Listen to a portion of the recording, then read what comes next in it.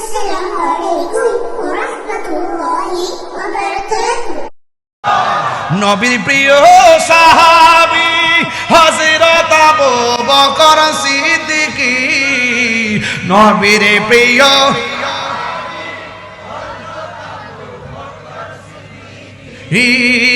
ভালোবেসে শুইল পাশে, ভালো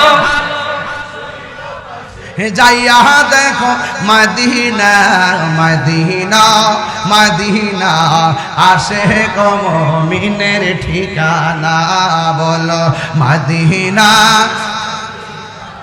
আসে গো মুমিনের ঠিকানা। দিদার চেয়ে কাঁদো তোমরা, দিদার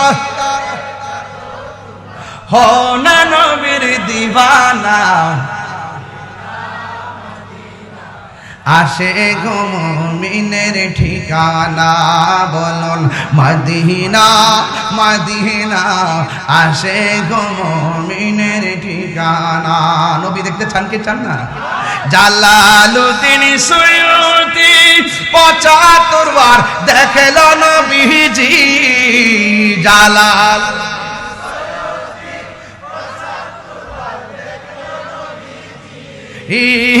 তো বার দেখিয়া নবী, তো বার দেখি জ্বালা তাহার মিটে না, মদিনা আসে গো মুমিনের ঠিকানা, বলুন মদিনা মদিনা, আসে গো মুমিনের ঠিকানা। যুবকরা ওরে দিদার চেয়ে কাঁদো তোমরা, দিদার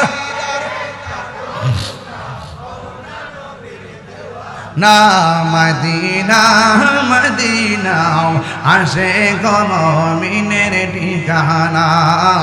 একটা জবান বন্ধ রাখবেন না, মহব্বতে মায়ার সুরে বলুন সুবহানাল্লাহ। বন্ধুরে আমার, ও ভৈরবের বাবারা, ও বাগান বাড়ির বাবারা, এবার আমার নবী ডাক দিয়ে কয়, তোমাদের মধ্যে কে জীবন দিতে পারবা? একটা সাহাবী দাঁড়ায় গেছে, ওই সাহাবীর নাম হলো আবু বকর সিদ্দিক রাদিয়াল্লাহু তাআলা আনহু।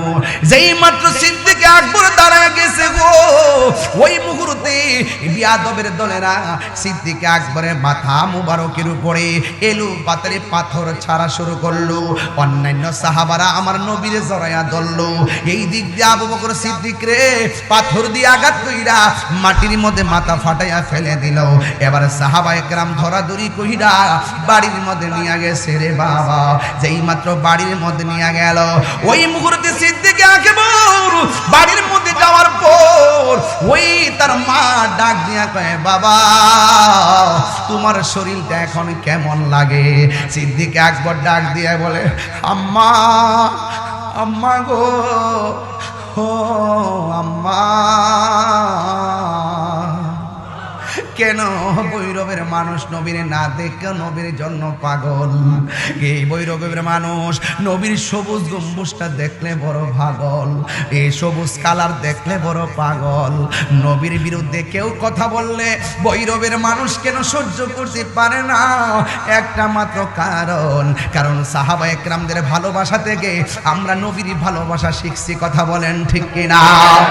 ওই সাহাবী ডাক দিয়ে আম্মা গো, ও আম্মা তুমি আমার বলতেছো আমার শরীরটা কেমন লাগে? আমার তাড়াতাড়ি কও না, আমার রহমাতুল্লিল আলামিন কেমন আছে? জোরে জোরে কি আল্লাহু আকবার বলা যাবে না?